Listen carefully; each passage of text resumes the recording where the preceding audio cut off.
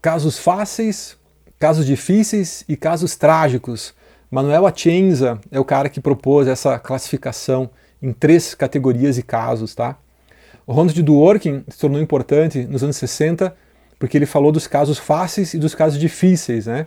E Manuel Atienza, fazendo uma leitura também do direito alemão, da importância, né, da questão da ponderação, ele vai colocar também a questão dos casos trágicos.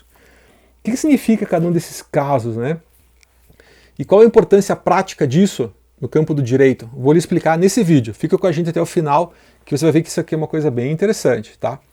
Os casos fáceis são aqueles casos que não têm discussão jurídica. São aqueles casos em que os juristas não têm divergência sobre o significado do direito no caso concreto. Não significa que eles são fáceis no sentido probatório, tá? Porque um caso como uma falência, uma ação de cobrança, uma revisão de contrato, eles podem ser casos fáceis do ponto de vista do direito, porque ninguém questiona se a taxa de juros é abusiva ou não, se existe ou não direito a fechar a empresa por falência. Ou seja, a questão jurídica ela é fácil porque ela não gera divergência, mas do ponto de vista da prova, dos fatos, de ouvir testemunhas, de fazer perícias, ele pode ser até bem complexo. Mas na classificação, a questão de ser fácil, difícil ou trágico não tem a ver com a complexidade probatória, certo? Não tem nada a ver, portanto, com um juizado especial cível, né? Tem a ver justamente com a presença de uma divergência a respeito da interpretação do direito no caso concreto. Tá? Então, casos fáceis são esses, tipo ações de cobrança, né, revisionais de contrato, em que não há dúvida a respeito do significado do direito envolvido no caso. A única questão é uma questão só probatória. Tudo bem. Já os casos difíceis, eles são mais desafiadores para nós, porque são aqueles casos onde há divergência entre os juristas a respeito do conteúdo do direito, do significado do direito no caso concreto, tá? Esses casos difíceis são, lembrando, né, de um ensinamento de Ronald Dworkin, são aqueles casos, pessoal, em que os juízes, para resolver esse tipo de problemática, para construir um direito correto no caso concreto, eles recorrem, às vezes, a princípios de moralidade política da comunidade, mas às vezes eles recorrem também a políticas, tá? a policies, né? Uma expressão que Ronald Dworkin utiliza, e que ela pode ser mais ou menos traduzida como política pública. Não é exatamente a mesma coisa, tá? Mas o pessoal da área de políticas públicas, eles trabalham também com essa noção das policies norte-americanas, né? Como a noção de política pública no sentido dos objetivos, né? No sentido de diretrizes, objetivos, na verdade, políticos do governo de cada época, tá? E Dworkin diz, olha, é um erro usar as policies, né? Na verdade, os juízes, quando eles estão diante de casos difíceis, eles devem recorrer aos princípios de moralidade política da comunidade, porque o direito é uma questão de princípio, tá? Esse é o título, né, de um livro dele. Para você levar direitos a sério, você tem que entender que esse direito é uma questão de princípios. Muito bem. Numa próxima oportunidade a gente vai entrar também nesse assunto, vamos falar mais de Dworkin e tal, né? Mas nesse caso agora aqui isso não é tão importante, tá? Mas então, qual a diferença entre um caso difícil e um caso trágico? O que o caso trágico tem de diferente de um caso difícil, certo?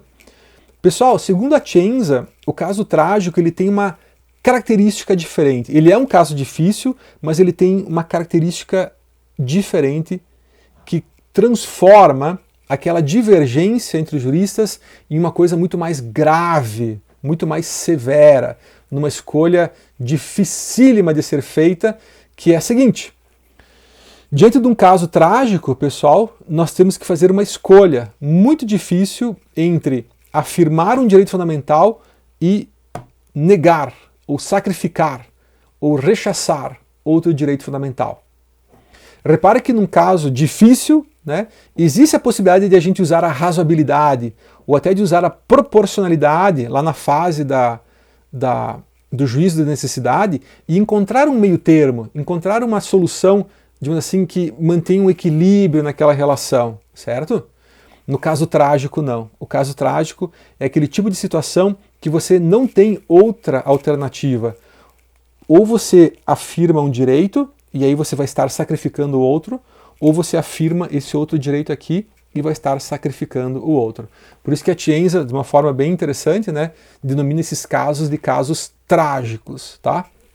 Pessoal, um exemplo de caso difícil, né, é o caso, vocês lembram, foi julgado pelo ministro Alexandre de Moraes, aqui no Brasil, dos protestos, né, que aconteceram após as eleições presidenciais, com o bloqueio das rodovias em todo o Brasil. Lembram desse episódio recente, né?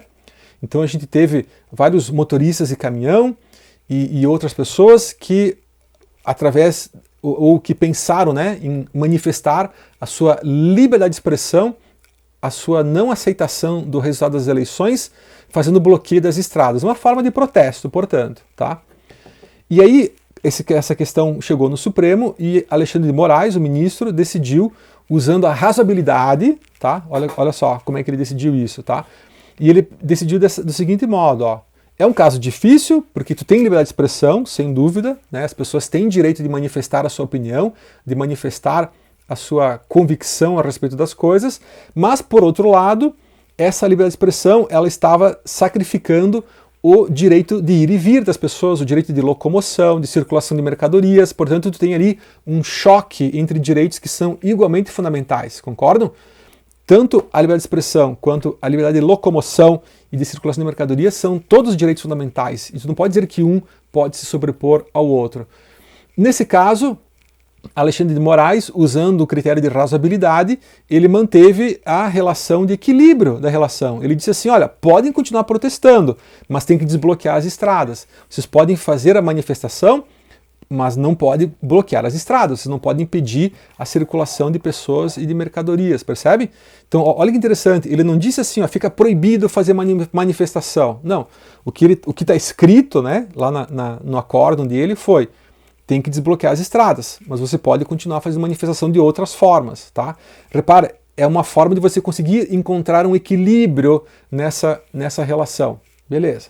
Polêmicas à parte, né? Temos ali um exemplo, né, da aplicação da razoabilidade com a proibição do excesso e a proibição também da proteção deficiente dos direitos fundamentais, em que você encontra uma saída, tem uma solução, né, para o caso, tá? Temos ali diante, portanto, de um exemplo de caso difícil que teve uma solução mais ou menos equilibrada. Já no caso trágico, não tem essa possibilidade de solução. No caso trágico, ou você afirma um direito e sacrifica o outro, ou você afirma outro direito e sacrifica o outro. Não tem outro jeito, tá?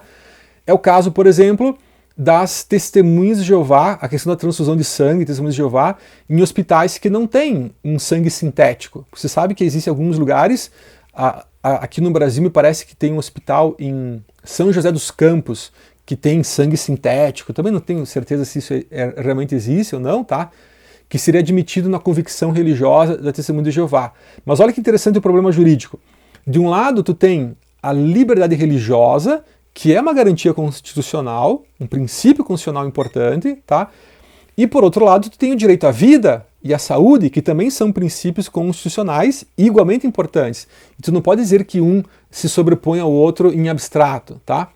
Aí tu imagina que um dia uma testemunha de Jeová chega no hospital e a equipe médica olha e diz assim, olha, essa pessoa precisa de uma transfusão de sangue agora, urgente, senão ela vai morrer ou vai ficar com sequelas para o resto da vida, sabe? Como é que tu lida com isso, né? Pessoal, não tem jeito. Para você escolher privilegiar a vida e a saúde daquele paciente, você vai ter que sacrificar a liberdade religiosa, entende? Ou vice-versa. Ou você sacrifica a vida ou a saúde da pessoa, colocando ela em risco de vida, muitas vezes, tá?